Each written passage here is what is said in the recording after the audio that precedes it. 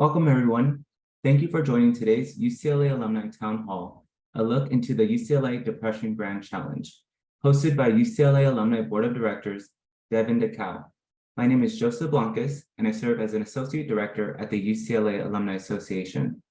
The UCLA Alumni Town Hall series is a gathering place where Bruins can have their voices heard, ask essential questions, and receive transparency and expertise. Today's program will highlight the work of the UCLA Depression Grand Challenge since its launch in 2015, uniting leaders in science and scholarship to understand, prevent, and treat depression, one of the world's greatest health obstacles. I wanted to take this opportunity to thank our Alumni Association sustaining donors. It's with your help that we are able to strengthen the Bruin community with programs like this. For some general webinar housekeeping, we'll have time at the end of our program for a Q&A with our panelists. So please email your questions to the email provided in the chat. We will also be recording the event and we'll share it out once it's available. Now to start our program, I'm excited to introduce our moderator for today, Devon Dickau. Devon is a double Bruin and a mission-driven entrepreneur leader with experience driving large-scale social impact and transformational change in the corporate, entertainment, nonprofit, and education sectors.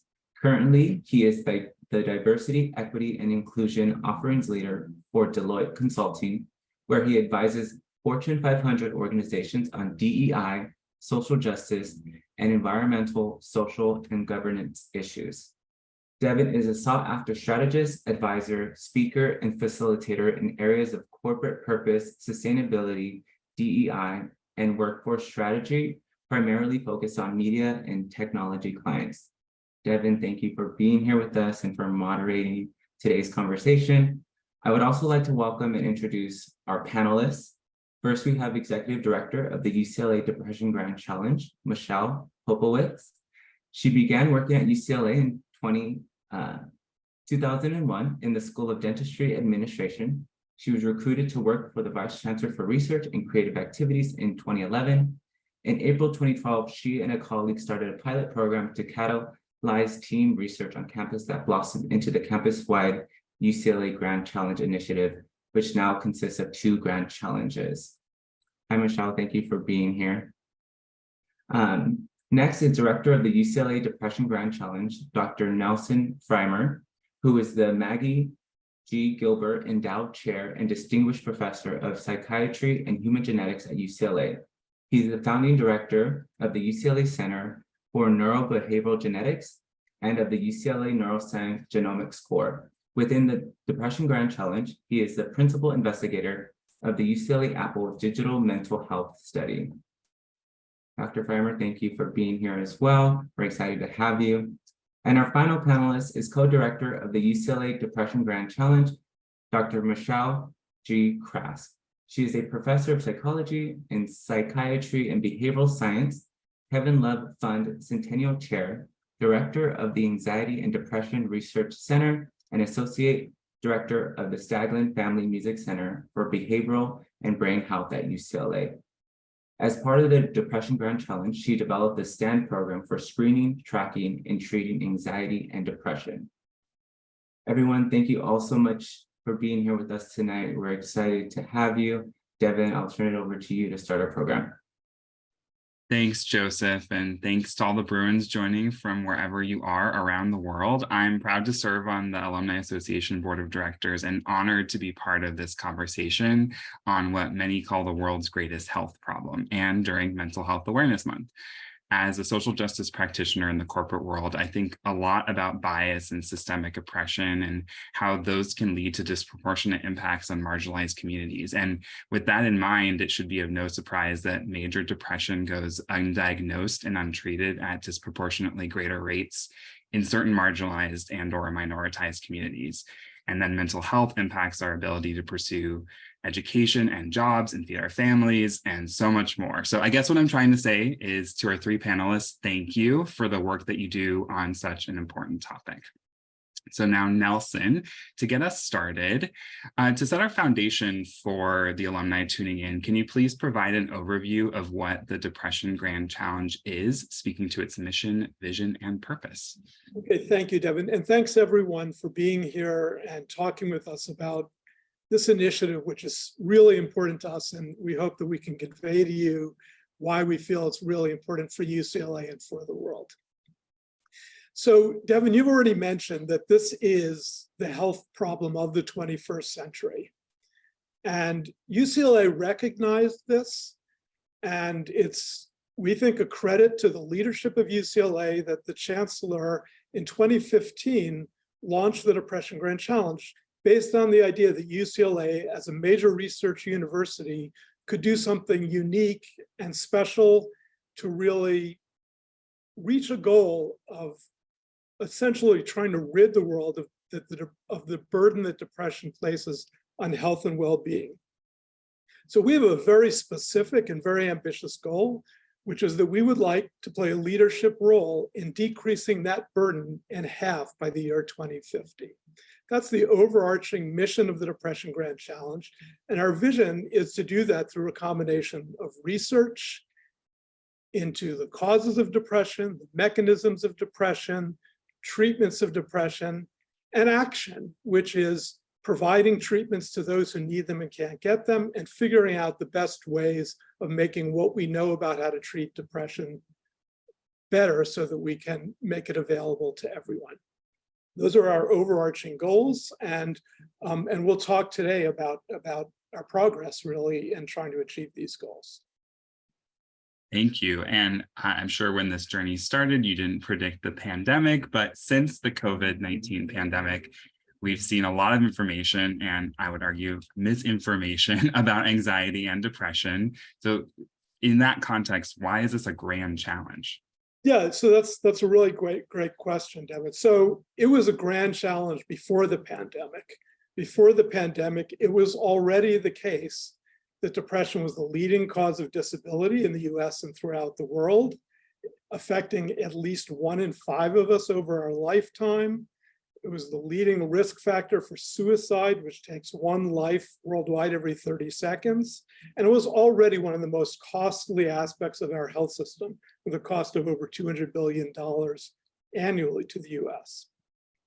But as you said, the pandemic only amplified this. And we've really seen this. You know, the Depression Grand Challenge started in 2015. And at that time, people were really not talking about depression the way they're talking about it now. And over the time since we started, we noticed that the conversation was increasing. People were becoming more and more aware of the huge problem that depression represents. But then the pandemic hit, and suddenly everybody was talking about depression. It became so ubiquitous that really almost all of us, to some extent, I think, have experienced some degree of depression during the pandemic and in its aftermath. The effect has been particularly great among young people, as you've said, among members of marginalized communities. The isolation was a major risk factor in its own right. There's evidence that COVID-19 itself may have contributed to an increase in depression, and furthermore illustrating why we need to understand so much more about the mechanisms of depression if we're going to hope to combat this epidemic. So it really became not just an enormous health problem for the whole world, but really, in some ways, the main consequence of the pandemic that we're seeing today. You know, we now are all vaccinated and, for the most part, not experiencing COVID in the way that we were a couple of years ago. But we're still dealing with its aftermath in terms of increases in isolation, depression, anxiety. And so we really need this concerted effort that the Grand Challenge represents. That is something that we think of as like a Manhattan Project for brain health, really bringing the whole world together to try to solve this problem. So speaking of that, let's dive a little bit deeper into what the Grand Challenge actually is. Can you talk about UCLA's approach? What is the focus? And specifically, tell us about the 5 objectives. Okay. So our approach is, you know, this is a major research university, and our approach starts with the fact that we need to do research to understand a lot more about what causes depression, how depression affects our brains and our bodies, and how we can use increased knowledge to both prevent and treat depression. So we think about all of these different components of combating depression as each requiring a major effort on their own part, and then an integration across each of them. So we have long-term objectives. So first, we really need to understand the causes and to have a better understanding about the course of depression, because depression doesn't follow just one course. We each may have different courses. Some of us may have one episode of depression and then no more over our life. Other people may have several episodes over our life, and other people may have depression continuously. And we don't really understand what leads to these different courses. So we try to understand the cause of depression. That involves very large scale studies to understand the genetic predisposition to depression, because we know that our inheritance plays a role, but we know that our inheritance doesn't play the sole role, in that our experiences, the environment, social factors, all of these things combine with our inheritance to influence the cause of depression. And so a lot of what we're focused on is really trying to get a very fundamental understanding of this cause. We're also really very focused on a second objective, which is understanding the mechanisms in our brains and bodies that occur when depression takes hold of us. That is, what are the changes occurring in the brain? What are the changes occurring in the rest of the body? We know that depression really is a lot about the relationship between the brain and all of our other organ systems. And again, the pandemic, I think, really demonstrated that very well. We experienced these respiratory illnesses that had as one of their side effects this extreme depression in many people. Why is that occurring? We need to really do very fundamental research to understand that. And then our third long-term research objective is to develop new and better treatments, because we do have treatments today, but they don't work for a very large number of us who are experiencing depression. And so we really need to have fundamentally improved ways of both preventing and treating depression. You're going to hear from Michelle Kresk in a little while about some of the ways in which we're actually doing this, but it's really a long-term goal. We can try to most immediately use the knowledge we have to treat people better, but we really need to use the sort of fundamental research that we're undertaking to develop transformative new treatments. So that's on the research side. But again, there's really an important need to not just learn more, but actually do more with what we already know. And so another major set of objectives are, how can we actually make depression treatments better available and the best treatments available to those who currently can't get them? You gave the example of those in marginalized communities. We've also talked about students, and Michelle Kresk is also going to really highlight the importance that we feel needs to be placed on providing better treatment for students. So that's really our objectives. We have a playbook that we've developed so that we can carry out all these objectives. They involve bringing together leaders from distinct but complementary fields, using funding that we get from the university, from donors, to really begin with sort of proof of concept studies, to develop the infrastructure for the really large scale research that's required to have the transformative effect that the Depression Grand Challenge aims to have, and then massively scaling up the research once we know what to do to really enable groundbreaking discoveries. And it's really at that point that we aim to transform the field so that our approaches really become the new status quo and really have the effect that the world needs. Some of the words you're using are connoting the breadth and depth of this effort. I'm really getting the sense of how big it truly is transformation. I'm I'm curious, just as a quick follow-up, why do you think, and this could be for Nelson or anyone on the panel, why is UCLA particularly positioned, qualified to take on this major of an effort? Yeah, so I'll start with it, but I'm guessing that both Michelles will have something to add to it. And it really goes back to, you know, when Michelle Popowitz had the idea for Grand Challenges in the first place. It's that there are very few kinds of institution in modern life that really contain the enormous breadth of expertise that you need to carry out a grand challenge. A grand challenge is not just about doing one thing well. It's about doing things across the whole range of human endeavor, from very fundamental science to research with populations and social groups, to understanding treatment and understanding communities. All of these things are areas of expertise that most kinds of entities, you know, even the best entities that we have, the best companies of government, just don't have this kind of broad expertise. And UCLA has this, and we have a history of collaboration across these kinds of disciplines that's really been incredibly gratifying to see. Thank you. Michelle, anything to add there?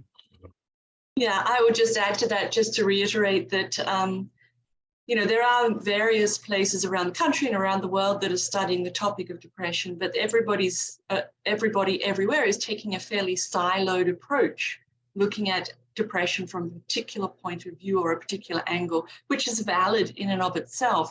But to really make a dent in the understanding and the treatment of this very heterogeneous condition, this sort of very variable set of problems that get called depression under the umbrella of depression, you need an interdisciplinary focus. You need a team effort where everybody's working together. You need to be able to look at depression from many different angles. And UCLA is the place to be able to do that. Thank you. Michelle P., I mean, just to double click on that, a specific angle that I'm curious your thoughts on. Can you share a few things from your perspective that make the Depression Grand Challenge different from maybe a typical research initiative? I think we've hit on several of those things now, but what is your take on really what makes this different? Well, thank you for asking that question. I think I didn't appreciate how different it was or how unique it was when we started the Grand Challenges at UCLA, but I think we can focus on three things that are really different about at least our approach. One was that we began as a startup. There were no committed funds for this idea. We came up with the big idea and then it was a huge problem. In fact, people didn't even want to talk about depression when we first started with the topic. It was a taboo word still. And it definitely needed the massive attention and scale that Nelson referenced. But we declared a goal, and that is also something that universities don't typically do. We're in the business of creating new knowledge and discoveries, and then teaching people about those. We're typically not in the business of taking that knowledge all the way through to implementation. And so I think that's something unique. We're invested in staying engaged with the solutions we identify to find a foothold for those solutions. And until we identify that how we're going to scale that in the world. It may not be us scaling it, but we're going to shepherd it until it gets to that process. Another thing that's different is that we picked a goal that we couldn't do on our own. It required us to work with industry, other universities, government entities, philanthropists, people with lived experience in order to solve it. And so we depend on expertise and experience of all of these groups and funding in order to accomplish our goals. And finally, what's different is the need for discipline and agility to honestly assess.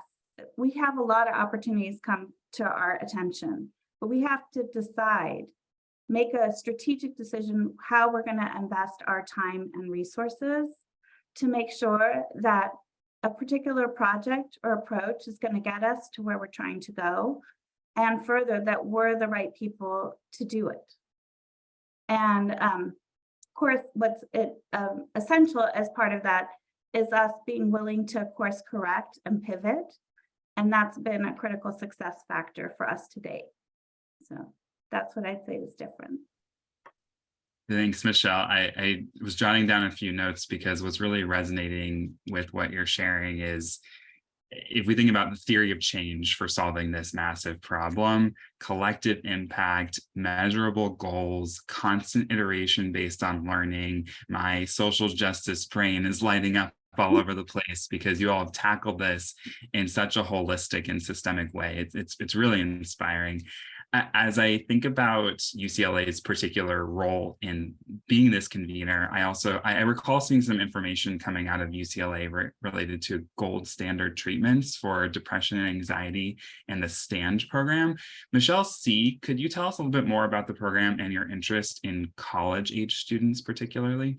Happy to. So, Nelson referred to the issue of prevalence, or how commonly conditions of depression and related conditions like anxiety present in the population. And there was an increase being observed in younger age groups, particularly 18 to 25-year-olds, even prior to the pandemic.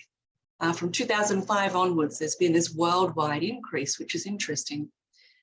And at the time, we started to think about, okay, there's this enormous need to be able to provide resources for people, and the need is growing, and the existing resources are based on a fairly traditional one-to-one, go to seek help from a clinician kind of model, which works well in many ways, but has a limit on how scalable or how much it can reach the population at large. So the resources that currently exist were just not meeting the need.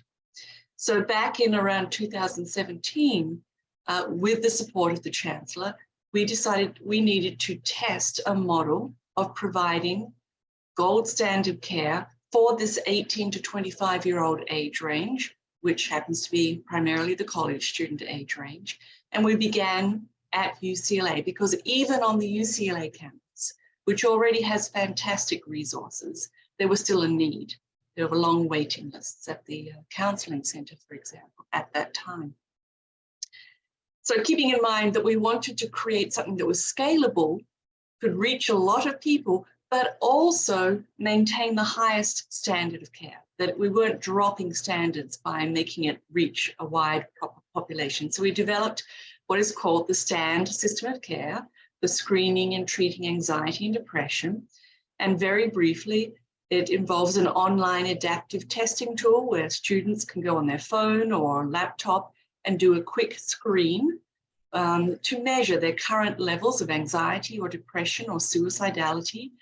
They're immediately given feedback that comes back to them to describe what their scores are and what they mean, and immediately triaged into one of three levels of care: a self-guided online digital therapy program that's all about how do you prevent symptoms of depression and anxiety emerging, or for those who have mild to moderate severity, they're provided an online set of skills in how to think differently or attack problems differently in one's life, called cognitive behavioral therapy.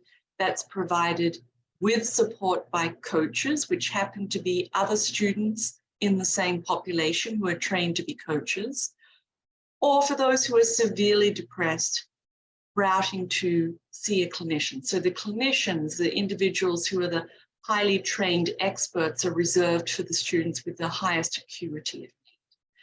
And then once they're triaged into those levels of care, we then continuously follow these students to find out how they're doing, to make sure they're doing well, so that we can rapidly adapt the level of care. We can move people quickly up to a higher level of care. If they're not doing well, we can move them down to a lower level of care to maintain their positive response. And very importantly, we also continuously track suicidality. So that if a student endorses any kind of suicidal thoughts, an alert is sent to a 24/7 crisis team who then reaches out to the student to check on their safety and do whatever is necessary to make sure they're safe. And so this was implemented at UCLA prior to the pandemic very successfully. We enrolled over 7,000 students. Many of them entered into one of these different levels of care, and we responded to a large number of alerts for suicidality or for very, very severe depression. And we trained over 500 students to be coaches. Then the pandemic happened, and we did some other things during the pandemic.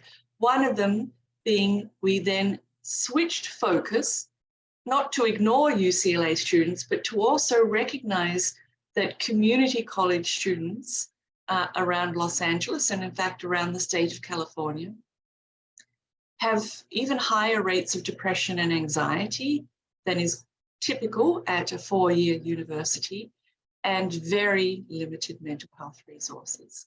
So we took what we learned from UCLA, kept it going in a certain way, but then adapted it for a different setting, and particularly East Los Angeles Community College is where we're at right now. This is a highly Latinx group of students with high rates of food insecurity, financial instability, and housing insecurity. We've adapted the program to suit their needs. We have trained their students to be coaches in the level of care where they need coaching support. And we also address social needs, such as, do you need help with housing, finances, or food security? Wow, so impressive. I am curious, what are some of the biggest learnings or ahas from this program, maybe particularly as you expanded to the community college audience? I think one of the things as we expanded to the community college audience is to realize that different populations have different needs. So whereas at UCLA, the focus may be upon academics or interpersonal family relationships and so forth. Once we're in the community college, these are often people who have a family that they're raising, and they're working at a job, and they're taking classes. I mean, that certainly happens at UCLA too, but it's much more common in the community college population. These are often individuals who've come from more underserved backgrounds. There's been more experiences of adversity. And so we've learned, actually, I think one of the biggest things we've learned is that we need to become integral in their community to understand what they're dealing with, so that we can learn from them to adapt our program to fit their needs. Well, speaking of community, I'm curious how you've thought about expanding mental health resources beyond the college age population at these specific campuses. What's available for the community? Right. So the Depression Grand Challenge, particularly during the pandemic, when there was an enormous need, as Nelson mentioned, not just in the 18 to 25-year-old, but not just college students, but everywhere. So with help on funding from Beyonce and Jack Dorsey, we actually set up an online, we called it the COVID Care Package, which was a set of programs for tips for how to help people manage stress, how to manage problems with sleep, how to manage problems with getting fixated on the news at the time, if you recall what it was like when we were sort of watching every moment of every day about what's happening with the virus. So this was something that was available to everybody. We made it freely available to anybody and everybody. And in fact, it still is available. We're in the midst of revising it, so it's not so tied to COVID-19 issues. But many of the skills that we teach are actually the skills that are relevant to any kind of stressor that we encounter in life. And we also, as a second line, we took the component of our STAND program, which is this digital therapy about cognitive behavioral therapy skills with coaching, and also have made that available to the public as well. So I would say, expanding the resources to help public in general. Well, it sounds like the impact of those resources are getting close to the impact that Beyonce has had herself on the world. Well, that would be a nice goal. Well, quite amazing. I mean, especially in thinking about expanding impact, our alumni often want to get involved. Nelson, back to you. I'm curious, can you share with us some of the current priorities and what UCLA alumni might be able to do to support the effort? Yeah, no, I mean, that's really a great question. And, I mean, I start by saying that the support of our alumni and friends is really the bedrock of our success, and continued support is necessary for all of the things that we've talked about if they're going to both grow and succeed. And so there are a few things that we would really like to bring attention to people that are participating today. One of which is that, I've mentioned and Michelle mentioned that a large part of what is going to go into the success of the Depression Grand Challenge are these research studies that we're doing to understand the causes of depression, the course of depression, to develop and test depression treatments. And to do that, we need people to participate, people who've experienced depression themselves, or maybe people who haven't experienced depression, but just want to help because it's such a big problem for everyone. And it's not easy always to find the participants to take part in this kind of research that really requires lots of people to get the answers we need. And so we developed what we call the UCLA Depression Registry, which is something which is available to anyone living in Southern California, and it's really a tool for people who want to go online and sign up to participate in this registry. And it's not to become a participant in a specific research project, but it's really to sort of like pre-register your interest in participating, so that when we get a new project, let's say we're testing a new treatment, or like the project that we're doing with Apple, where we're trying to learn about the use of things like watches and phones to assess depression. We need people to work with us to test those things out. If they've signed up for the registry, then we know that they're potentially there to be contacted by us to participate. So we would really like to encourage anyone who's on the webinar today to sign up for the registry if you at all have interest in doing so. Of course, financial support is critical for everything that we do, and we have a lot of different priorities. But as Michelle Popowitz said, and as I think you alluded to, Devon, we have to be agile and shift from time to time to really go where there's a need right at this moment. And so there are a couple of areas that are really important to us.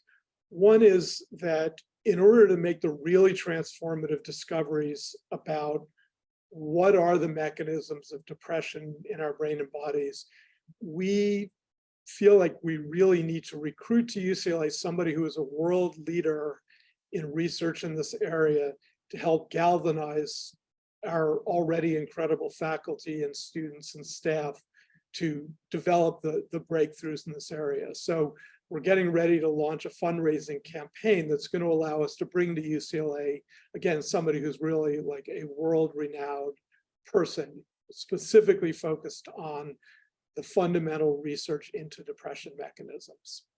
So people will be hearing more about that over the next months. A second area, we've talked about students, and Michelle talked about the great needs that students have. Another area where there's incredible need, there's a lot that needs to be learned, and the resources just haven't been there to provide the kind of care that is needed, is in the area of parents and infants.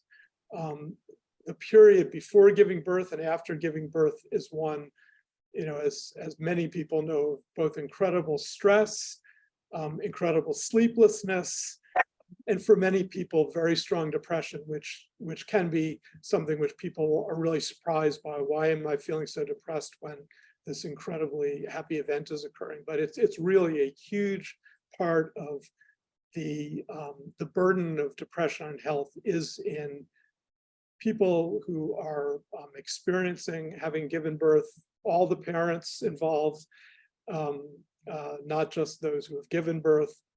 And then, of course, there are impacts on the infants when their parents are depressed at this time. So we're really emphasizing this program, and we're making it a big fundraising priority. So we really need the help of our alumni and friends to help us develop this program further. And then a third area that I want to mention, because particularly our alumni in the past have helped us when we were just getting started, when we were a startup. We really need support so that we can provide fellowship funds for the next generation of researchers to really be able to be part of the Depression Grand Challenge and contribute to all the different programs that we have. And so we would really like to make a special plea to our alumni to, if you can, provide us with support so that we can really build up a fellowship program to really bring in the next generation of researchers. Well, I know that I will be helping to spread the word about these great efforts moving forward after today, and the focus on new parents really resonates with me as someone who's just gotten past the phase of sleeplessness. I have two two-year-olds, so really in the thick of it. But so thank you for your continued focus on emerging other groups as well.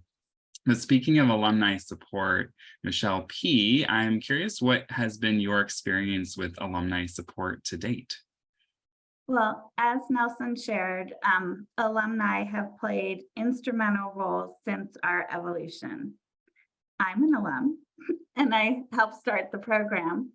But importantly, we actually connected when we were first thinking about grand challenges with Kristen Dorgalo, who is also an alum, who worked in Obama's Office of Science and Technology Policy. And she was responsible for grand challenges. And so she became our champion and advocate, and we're still in touch to this day. Then, once we identified depression as a topic, we engaged with Sherry and Garen Staglin, who really, even though there was such a stigma associated with depression, they championed and advocated that depression should be the topic that we focus on. And so their support in that early phase when people didn't exactly understand what we were proposing was essential. Then many of our leadership council members, including the Staglins, Stuart Resnick, Bill and Judy Levin, Rabina Riccatello, Nancy Rubin, Rick Runkle, they're alums. And we've also had celebrities who are alums be our champions, like Sarah Bareilles, Adam Levine, and Kevin Love, just to name a few. Then, of course, our donors. Lots of our donors are alums. And finally, dozens of our staff and faculty are also alums. So it's all hands on deck, and we wouldn't have be where we are without our alums. Well, all I can say to that is go Bruins, go UCLA alumni, and thank you all that are tuning in for your support just being here today and helping spread the word and hopefully contributing in some way afterwards as well. That's the end of our planned questions. So we're going to open it up to Q&A from the audience. As a reminder, you can send your questions to the email address that was dropped in the chat.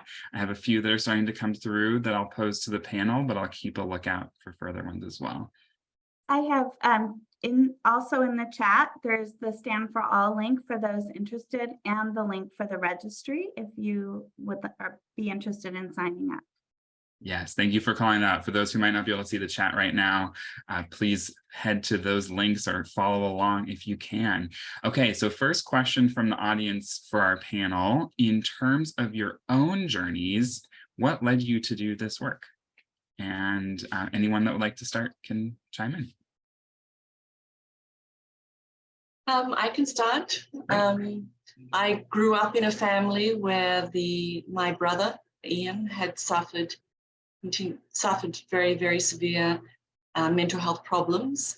And that affected myself and my sisters greatly in terms of just being aware of what a struggle it was for him, as well as a struggle for my parents.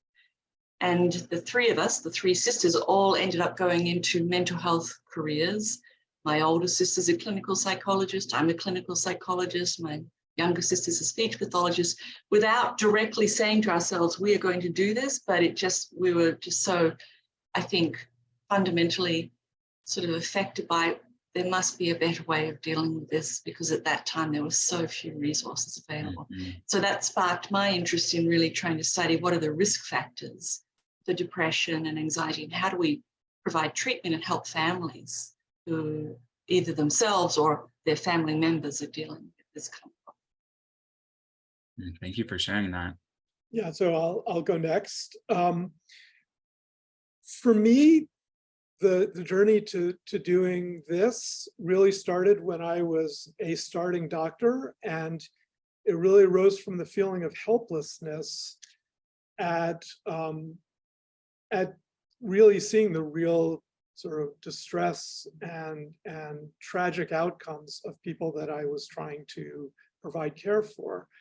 One experience, which I've talked about before, and remains something that has had a huge imprint on me for my entire career, was soon after I started my residency training at UC San Francisco. I had a patient that I was caring for who took his life while he was in the secure and apparently safe environment of a hospital. And the feeling that this was something that both took his family and the staff and me by surprise, and the fact that we hadn't been able to foresee it or stop it, really created in me the sense that that we needed to do something so that we're better armed to stop this kind of outcome in the future. And really, I moved away from doing patient care towards research, because it really felt to me that we needed to have answers that just weren't available. Thank you, Nelson. Michelle? Sure. My connection was really came through the brainstorming process while we were picking what brain-related grand challenge we would select for UCLA. And I remember Nelson sharing an article. He was the brainstorming leader for one of the groups, and he shared an article from the World Health Organization that talked about the disability, what a big cost there was to the disability, and there was a disproportionately low investment in the research, and we weren't talking about it. And so for me, it just felt like UCLA needed to pick this topic so that we could have an impact on the conversation, that we could make this issue come to light. And there are a number of other things that occurred, but definitely, and we certainly can't take credit for the transition that's occurred in our comfort in talking about depression. But it certainly was top of mind. It felt like someplace that UCLA should make its mark. Yeah. Well, speaking of that longitudinal impact and that change over time, our next question actually hits on that a little bit. Maybe one or two you can chime in here. Think about 10 years from now. What do you hope that this grand challenge would have accomplished? Well, I'll start. I hope that, and I think, not just hope, I actually really believe that, unlike now, where we very often identify depression after somebody's already suffered for years and years and had their life go off course, students not completing college, people not being able to work, in the most extreme case, taking their life. And I really believe that we will be able to learn who is most at risk for depression before they get to that point, so that we can begin applying both things that we will know how to do to prevent depression from starting, and that when depression starts, we will know how to treat it in a way that is more effective than we can now, with fewer side effects. And so really, again, I don't think we're ever going to get rid of depression, in the sense that I do think it is an essential part of the human condition, but we really can, I think 10 years from now, we'll be able to say we have lessened the way in which it can ruin human lives. We won't have gotten rid of it by then, but I do believe we will have lessened it. And I can add to that, I totally concur with Nelson's statement. And in addition, I think 10 years from now, we'll be a society, we'll be able to talk about depression like we talk about any medical related condition, that it's something that exists in our society, that it can be measured, it can be talked about, it can be a reason to declare, there's room for help in this situation. It's not something to be hidden away. It's not something to shy away from. That's going to take a lot of work, but the more we can bring it to the front of discussion and treat it like any other medical situation, I think the better off we'll be. Thank you. Yeah, I think a lot about how we can't solve for what we can't see, and stigma prevents us from seeing sometimes. So I really appreciate both of those perspectives. Our next question takes us in a little bit of a different direction, but it is related to one of our questions earlier about the information that's circulating around depression. Given all the attention around depression in the media and social media, are there any messages out there that you think are particularly problematic? And how or what would you like to course correct around the public discourse on depression?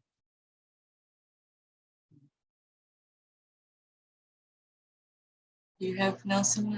Well, I think there's one that, that I think goes along with what Michelle was just talking about stigma, which is that there is still a message that circulates that depression really is, in some way, a moral weakness. And, it's sort of like the old saying, pull yourself up, by your bootstraps and pull yourself out of this. And, and that still is too prevalent. And a big part of, again, what she was referring to is having people really begin to see this as any other illness or health problem, and that's still not there. I would add to that, Nelson, it's not just other people saying that, but we even, I think, say that to ourselves, that we judge ourselves in that same way, that we should be able to shake it. Yeah. Great points. Okay, well, if there aren't any other thoughts on that one, and other questions come in, again, a slightly different direction, but back to cross-campus collaboration, the unique power of UCLA. Someone in the audience is wondering, are there areas on campus that you would like to bring into this work that might not yet be involved or engaged in the Grand Challenge? Yeah, so the answer is yes. And this also harkens back to something Michelle Popowitz said, which is that, we've had to grow in a deliberate way and not be able to do everything all at once. But we know that there really is no area of university discourse that shouldn't be involved. And so, for example, depression has played a role in the humanities. It's played a role in art, plays a role in cinema and theater, and certainly something that we aspire to is to have the sections of the university that are that are involved in scholarship in those areas more involved in the Depression Grand Challenge. certainly a couple of areas that I myself am most interested in is one within the area of health itself. We know that even within the health system, most of the people that are experiencing depression are not being seen in a mental health setting, but in a general health setting, either in primary care or in specialty care, in cancer, in heart disease, and the like.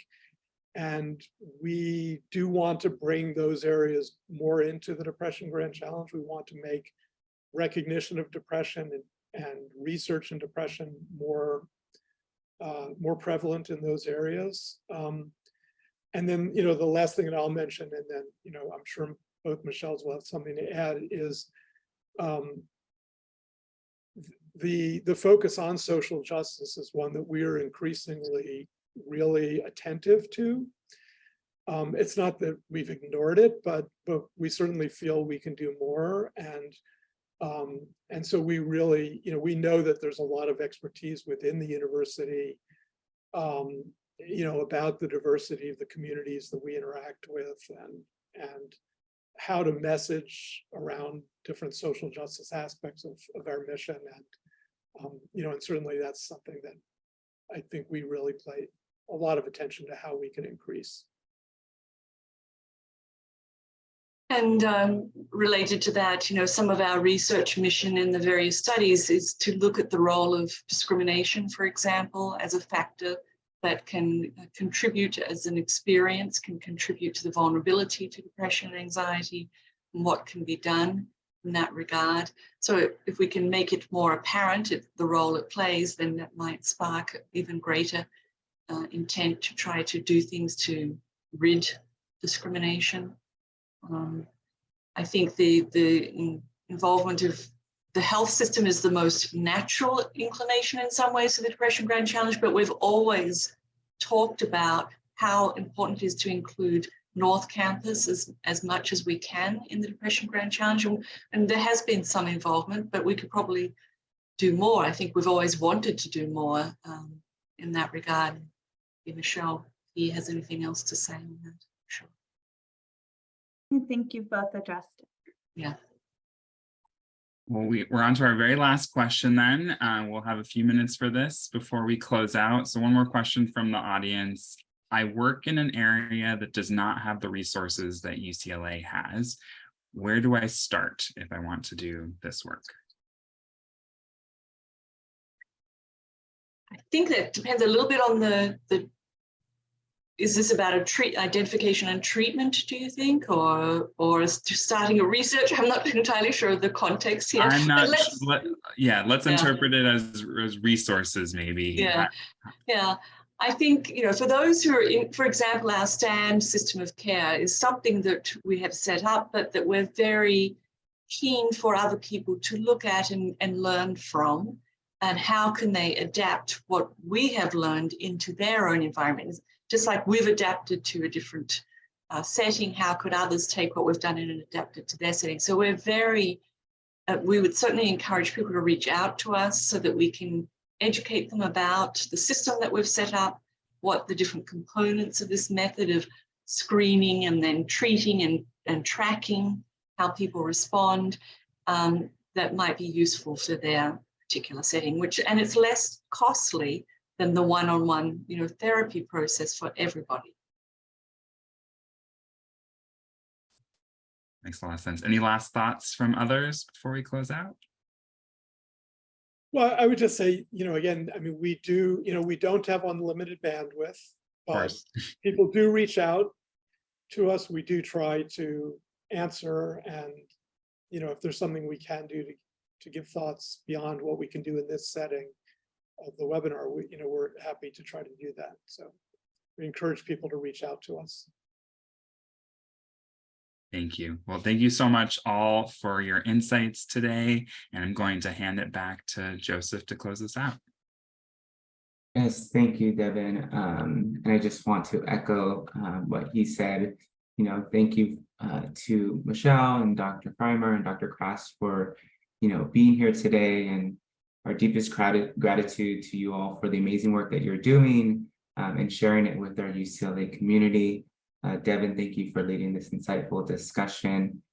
And to those of you who are tuning in, we appreciate you being here tonight. We hope you have a good rest of your evening and a good rest of your week. With that, go Bruins.